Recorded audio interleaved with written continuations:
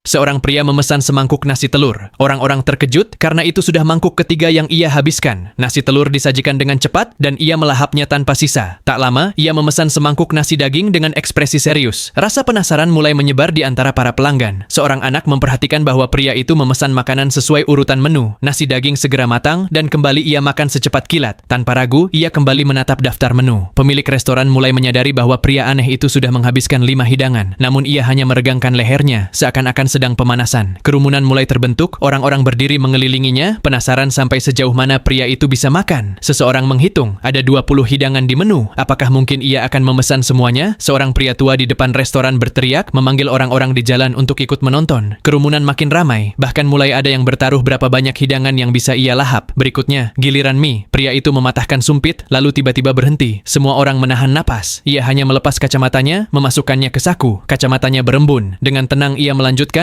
mie itu pun habis. Dapur berubah seperti arena tanding antara koki dan pelanggan. Koki bergegas memasak ramen panas, kuah mendidih dituangkan ke dalam mangkuk. Itulah hidangan ke-17. Tak lama, mie goreng sebagai hidangan ke-18 juga tandas. Pria itu melonggarkan dasinya. Orang-orang bersorak kecil, mengira ia sudah kenyang. Namun, ia justru mengencangkan kembali dasinya, lalu menatap menu. Hanya tersisa 2 hidangan lagi. Berikutnya, nasi goreng. Koki menunjukkan seluruh keahliannya, menumis nasi hingga harum dan mendesis di wajan panas. Pria itu menyuapkan nasi dengan lahap. Tiba-tiba terdengar suara piring jatuh. Ia berhenti. Ternyata ia tersedak. Istri koki cepat memberinya segelas air. Itu adalah hidangan ke-19.